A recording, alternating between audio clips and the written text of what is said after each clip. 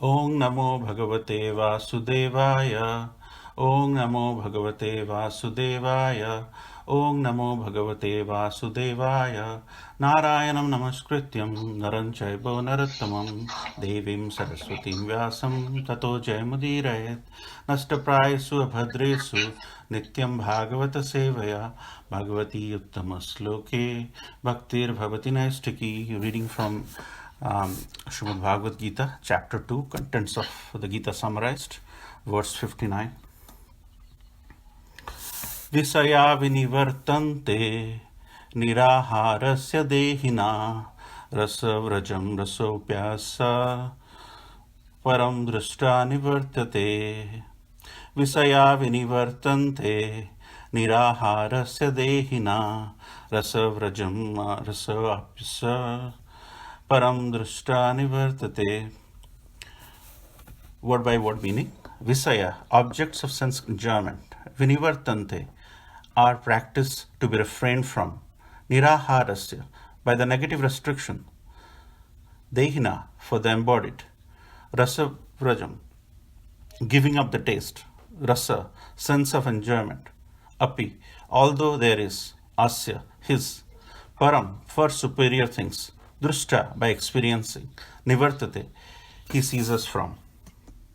Translation by His Divine Grace A.C. Bhaktivedanta Swami Prabhupada, Srila Prabhupada Ki Jai.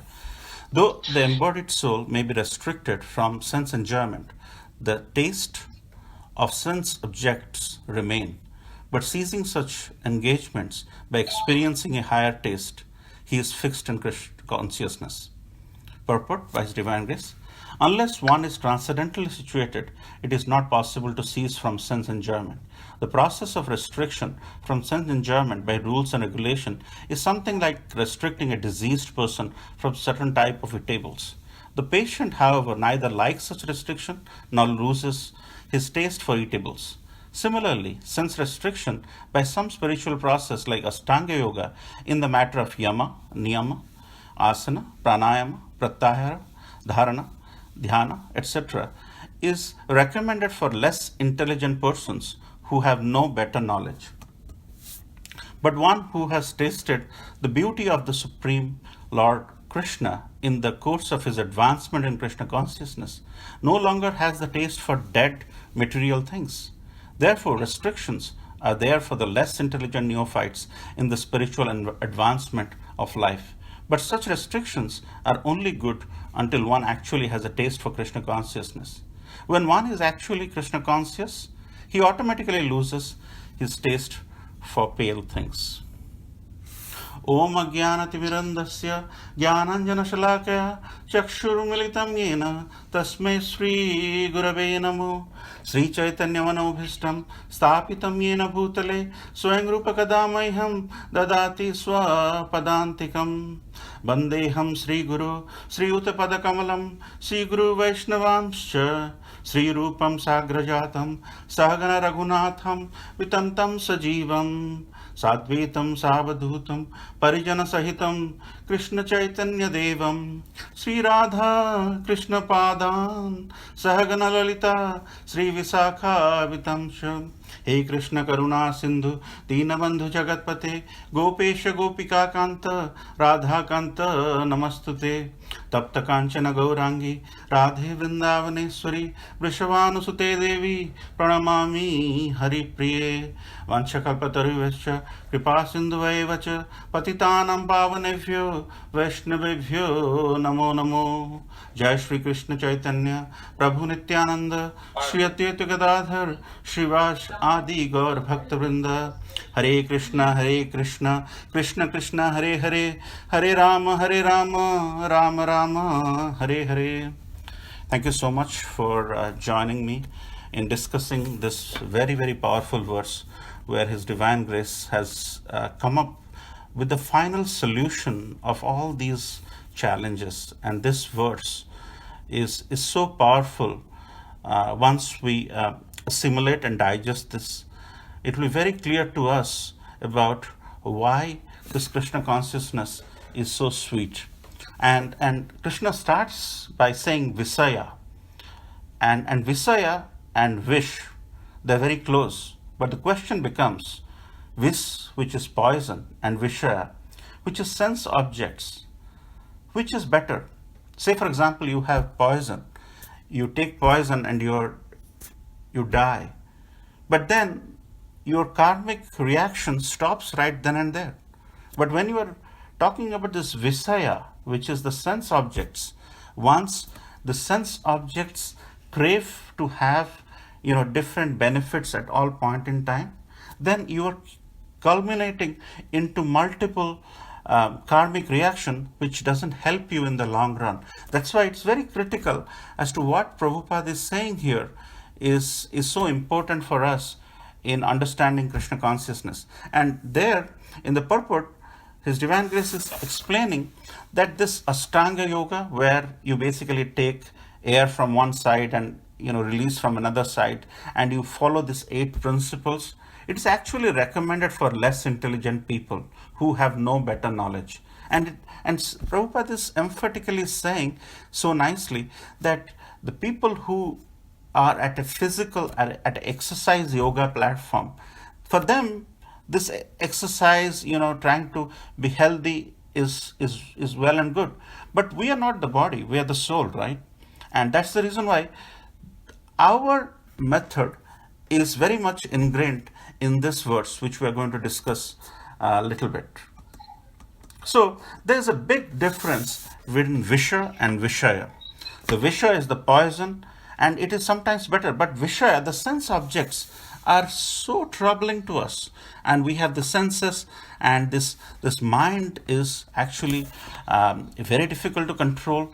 And just before this, in 2.54, Arjuna is asking what is the qualities of Istita Prajna, and Krishna is so nicely explaining that any person who is satisfied with himself and not craving for this sense objects is able to control his mind without attachment. He is controlling himself, and he is not perturbed by this sense objects. So that's why this Visha and Visha is very, very important for us to understand, because this Visha is even more challenging than poison, and sometimes our cravings takes us to so much of in a disarray that we definitely cannot come back to where we should be belonging to. And that's where and it is not surprising, because our property is the property of a soul is to seek enjoyment. There is nothing wrong or right about it, because Vedanta Sutra explains Anandamaya Bhyasa. That means the Supreme Personality of God is by nature is full of joy, and we are qualitatively the same, quantitatively different. So we also have this pleasure-seeking quality. So there is nothing wrong in that. So saying that we should not seek enjoyment is not what this verse is attempting to prove. So in Krishna consciousness, in Chaitanya Charitamrita Adi Leela 4.165, Krishnadas Kaviraj Goswami says, Atmendriya pritivancha tare bali kama, Krishnendriya priti ichha dhare prema nama. That means anything which is used to offer love to your Atmendriya, to yourself, that is kama. And anything which is done to give love or priti to Krishna or Krishna's senses, that is prema. So the kama and prema is very, very clear to us by this sweet verse by Krishnadas Kaviraj Goswami. Kama and prema are different things, and that is where some of our prior speakers have given example of matchbox or matchstick. Using a matchstick, you can light a cigarette, which is kama, and using the same matchstick, you can burn a candle or a arati plate, and that is prema. And the same example in a different way is you have a knife. A person can use the knife to cut the throat of somebody. That is purely for his sense gratification, for all the challenges he may have with that person. But if the same knife is used to cut a fruit and offer to the Lord, or even for that matter, that is a karma. But even if you do karma with it in the form of trying to use the knife to do a surgery because somebody is in trouble, that is still okay. But that is the difference, and it is so nicely explained by our acharyas. So, and that is where a perfect human being, when it comes to we all are trying to get into an element of perfecting ourselves gradually, or directly or indirectly. So His Divine Grace has quoted Chanakya Pandit in many different places, and here this mind, trying to seek pleasure by looking at somebody, and this pleasure of attraction for the opposite sex is so prominent in this age. So Prabhupada says that, yeah, and he's quoting Chanakya Pandit here, and this is the verse, that anytime you're seeking pleasure by looking at somebody who is not your wife, they are exactly like your mother. And anything which doesn't belong to you, any property which doesn't belong to you, for a person who is trying to perfect himself, should think that that particular thing is actually a dirt. And we should think that that can never belong. And that is probably the only reason why people are not perfecting themselves, and there is so much of war, and there's so much of social unrest. People are treating everybody else in a very different way. And this is a classic example how we should perfect ourselves by trying to recognize who the proprietor is. And that is exactly why the prasadam segment in the science of self-realization was very important. Why we offer bhoga? Because it's not our property. Krishna has made all of these, and we are just, if we eat without really taking his approval, we are basically snatching somebody else's property. So these are some guiding principles which will lead us to our second discussion around what is the cause of this issue. And Krishna says, Arjuna says, this mind is very restless, it's turbulent, it's obstinate. And Krishna, it's very difficult to control. I can control the wind, but I cannot control the mind. And that's why Krishna immediately responds in immediately the next verse, as to, in order to control the mind, we have to do practice, and we have to be detachment. We should not have attachment. So with those causes in place, which is the proof in the pudding as to why this mind is so confusing, because the mind is always craving for enjoying the sense object, and enjoying the sense object is not a problem in the sense, because our mind default setting is anandamaya abhyasa. So we are a pleasure seeking person. So by saying that we cannot enjoy and we have to control, and to think about that, Vishwamitra, when he was trying to think about controlling the mind by putting his focus in the void, and that's when the music of Menaka's Ghungru came into her ears, and that's how he got attracted to the senses. So trying to control the mind is not the solution. Controlling the mind is restricting the default setting, which is Anandamaya Vyasa. And that is where His Divine Grace comes up with the classic solution.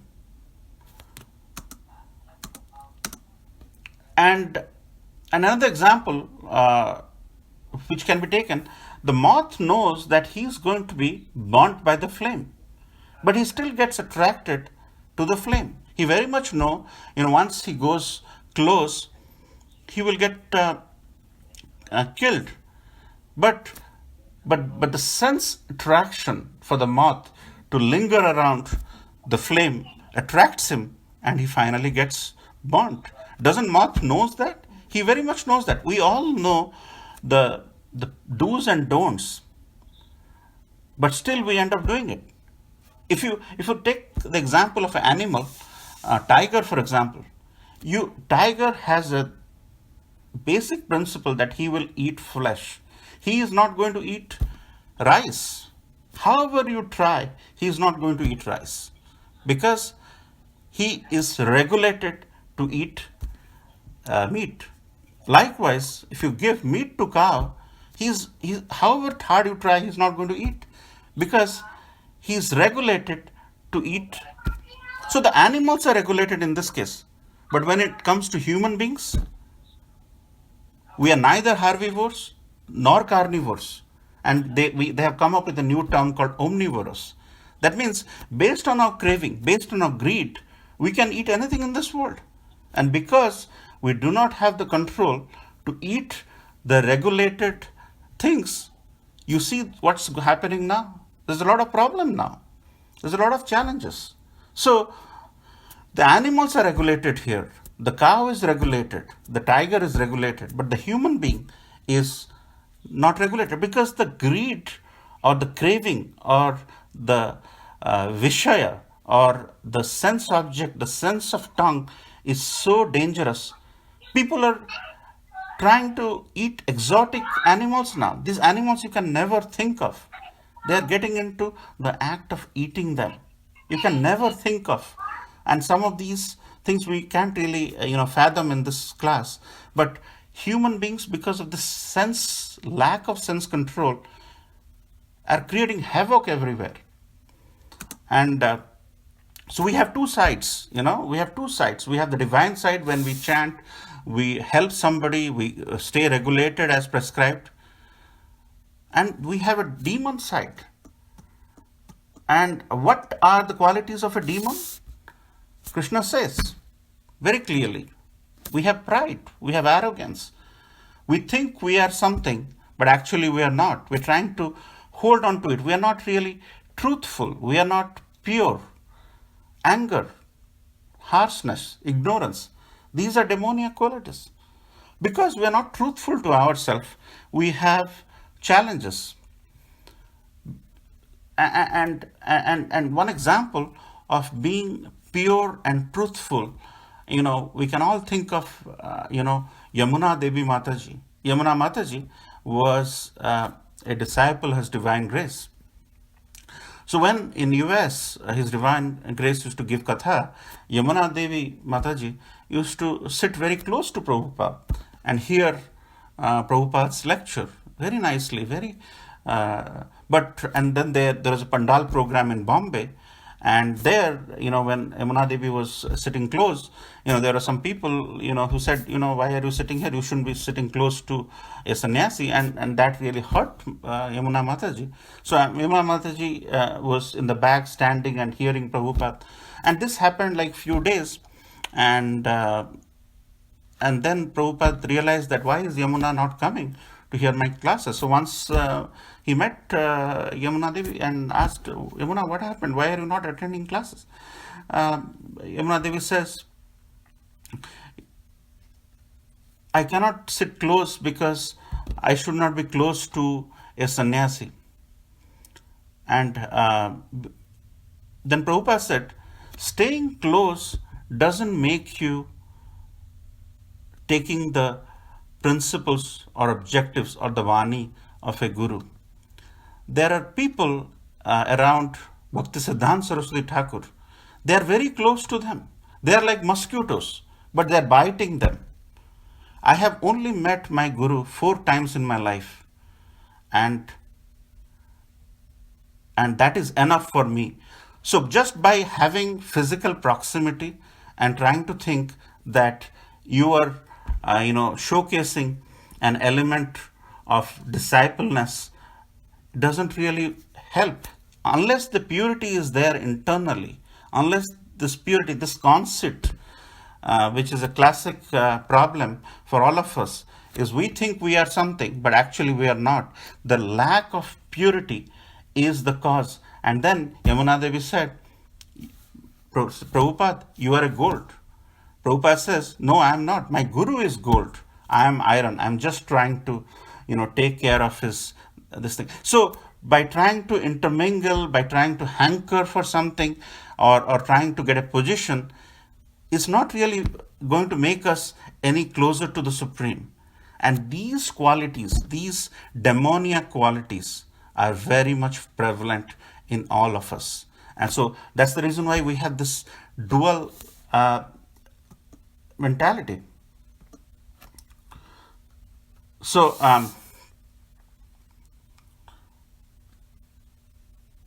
so, so here, Srila Prabhupada says these things cannot be controlled, right? So when these things cannot be controlled, if we can use this instead of having material desires, if you can have spiritual desires, we instead of working materially, if you work for the cause of advancing our spirituality. So once we kind of reflect that in a positive manner by trying to build a higher taste, and actually the higher taste is His Divine Grace Prabhupada's medicine for all of us. That is the real medicine. We cannot control 24/7 our mind. We cannot control our thinking that it is not going to go here, it is not going to go there. It's very, very difficult. By trying to control your mind, you are basically wasting your time.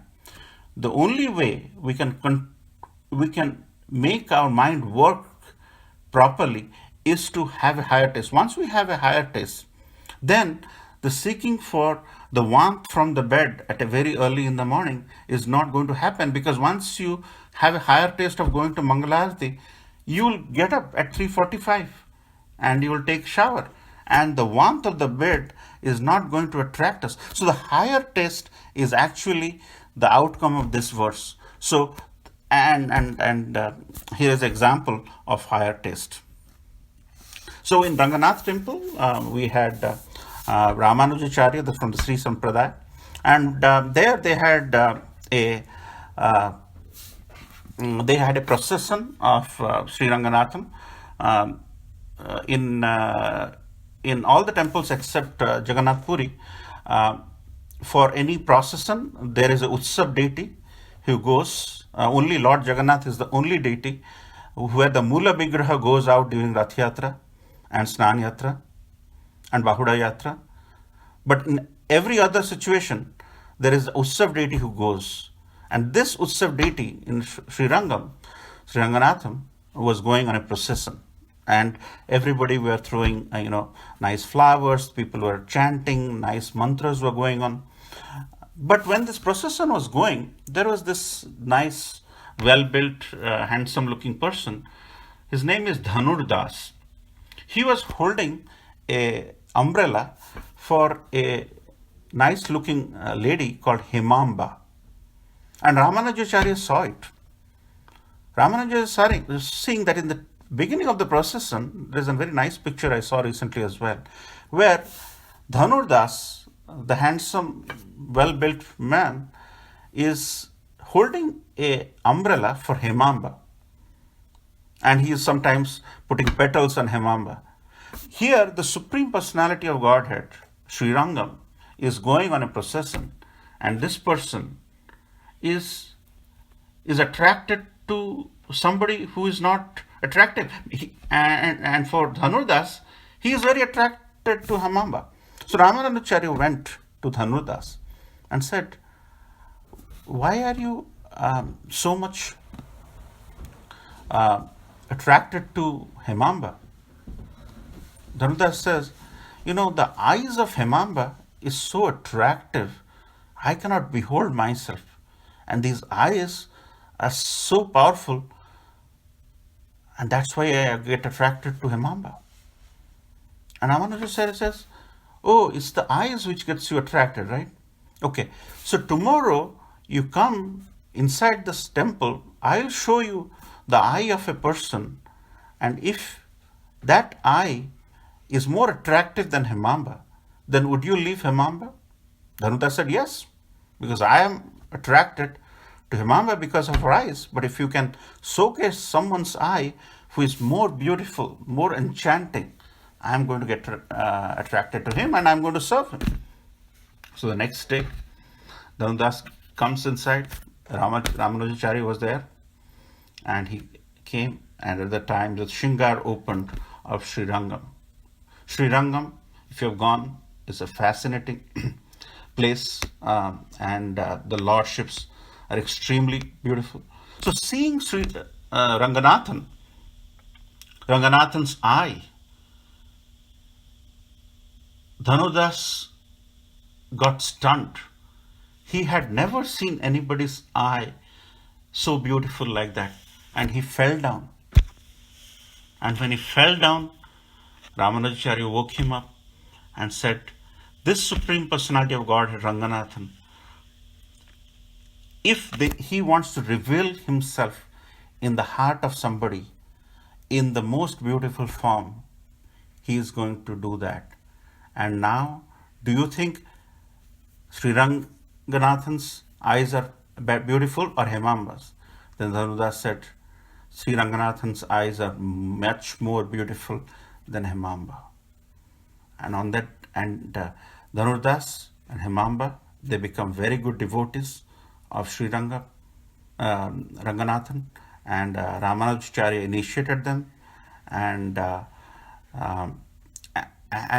this is an example where if the higher taste is inculcated in you, all this silly lower taste, eating out, indulging in those, potluck parties or whatever the case may be, all those will go away provided you have a higher taste.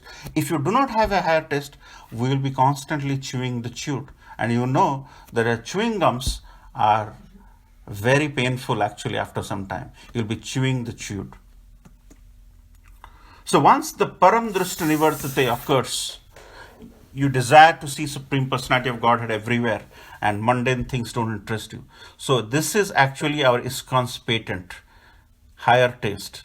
Once, nobody has this actually, and we all should give credit to His Divine Grace. Nobody has this concept. This is our real concept. This is our real principle. Our solution is higher taste. Once you generate higher taste by giving prasad, your sense of tongue is controlled. Once you show the deities in a very fascinating, beautiful form, your eyes would be having a higher taste. You would not seek to look for nasty things, and all the senses would be controlled.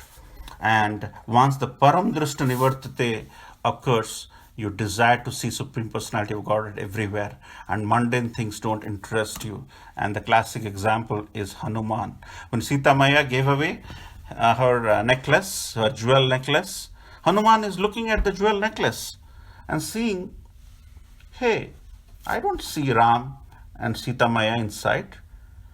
What good is this? He threw it away. And when everybody, chastised him as to why you are throwing it away, because Sita Maya has given you with so much of love, Hanuman says, I don't see this. So the higher taste Hanuman had, he had Ram and Sita Maya in her heart. So he's seeing Ram and Sita everywhere. But anywhere that is unfavorable, anywhere he sees that this is where Sita Maya is not there or Ramji is not there, then he just lets it go. Bali Maharaj. What happened to Bali Maharaj? Everybody was saying, don't give the third place to Vamandev. But Bali Maharaj was totally surrendered. And he let his head come under Vamandev, and he went to a different loka. And what did Vamandev did? He became the gatekeeper of Bali Maharaj. So once the higher taste sets in, all this lower taste will have no interest. If, say, for example, you are looking for rasgulla in a place and that place gives you the best, you will not go anywhere else. You will not go if the temple's pizza is good. You will not go anywhere else. However good they may give you, you will not go anywhere else. So once you have the higher taste, once we have the higher taste created by the devotees, created by the process which is outlined in bhakti, we will not do anything. And this example of Krishna through her eyes, through his eyes, has a arrow effect on you. And that is where when Kamadev, the Cupid, is trying to put an arrow, if we chant the holy name properly, if we do devotional service properly, then our heart would be so clear that we would be able to have Krishna let himself reveal on us by through his arrows, which will distract the Cupid's arrow or Kamadev's arrow. Now we are reading Srimad Bhagavatam in the second canto. We talked about the different deities or different demigods who take care of this, and Kamadeva is actually the Cupid. He's actually throwing arrows. He's distracting us.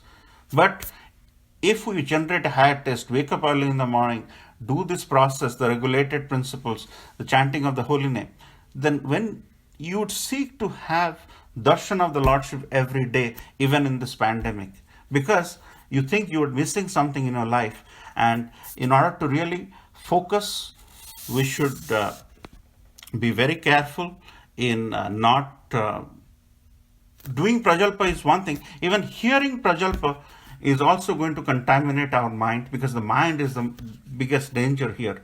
And just by if you hear some prajalpa going on, it may subconsciously get stuck in you, and at other times when you hear about that person, or that person is being be said, okay, they are this and this with some names, and that will really reverberate on your mind, and that will affect your sadhana, and that will create problems. So doing prajalpa is a problem.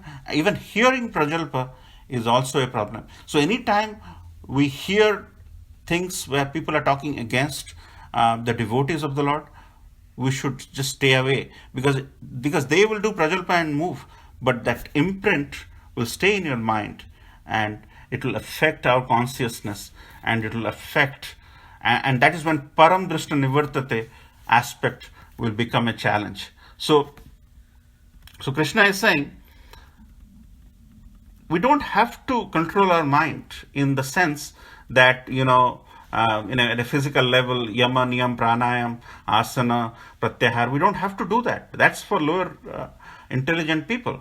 For param drishta nivartate, we have to have a higher test. Once we have the higher test, all the anarthas, all the lower taste will go away. We start liking a better rasgulla. We start liking read the scriptural books, not mundane books. You start liking Krishna Prasad, not this mundane restaurant Prasad. You start liking devotees who are always talking about the Supreme Lord, glorifying the Supreme Lord, not some mundane person who is trying to increase his stock value by saying, okay, invest in this stock, it will go up. So our day-to-day life will have that higher taste, and the higher taste is actually a medicine which Srila Prabhupada has. And the only way to recognize that you need the higher taste is first to know how much you don't know. You start knowing once you realize how much we don't know. Anytime we need help, some of our acharyas, have said, the first time you start learning when you realize how much you don't know. That's the reason why when devotees surrendered to Srila Prabhupada, they knew nothing. And that's the reason why their absorption level was the highest. And our absorption level can only be highest once we recognize that we have a long way to go. And once we think we know everything, your knowledge acquisition stops. And that is exactly what did not happen to the disciples of Prabhupada, who really absorbed everything, and they became first-class devotees. And that's the reason why they were able to preach, and once they got the higher taste, they just had a blissful Krishna consciousness life. And the challenges we are having, if our higher taste goes down, we do not have a higher taste. So it's a question of inculcating that higher taste. So we have this process where you wake up at 5 o'clock, you do the chanting on the Zoom session, and once you do that more and more, you start liking. And after that, when the first words you hear is the words of Srimad Bhagavatam, it has a purifying effort. And every day you seek to hear that, actually. Until that time, you didn't have that. So it's not as if you have missed anything. We all are at a different phase of our life trying to perfect it. and the reason you are here today, not spending time in going for light shows and this and that, is because you have a taste for it. And there are some technical things we can talk about it later in terms of sadhana, this prema, and that is the Bhaktilata beach part. But the essential spirit of this verse 2.59, when Krishna is stamping and Prabhupada has captured that higher taste, is right this verse. So this verse is actually the solution for everything. So far we have heard about all the problems, and so if you have to take it back and generate higher taste in our life, let's try to stay away from this Bisaya Vinivartante. That means stay away from it, and that will get us to Param Drishta Nivartante. So with that, I'm a minute higher because everybody's time is precious. I don't want to take much time. So I'd like to end here. Any comments? Please go ahead. And there's a lot to talk about, different things. But I hope Srila Prabhupada's message was at least I could able to do little in clarifying his vision through this verse. His Divine Grace Srila Prabhupada ki jai. Prabhupada's message was at least little in clarifying this vision. His Divine Grace Srila Prabhupada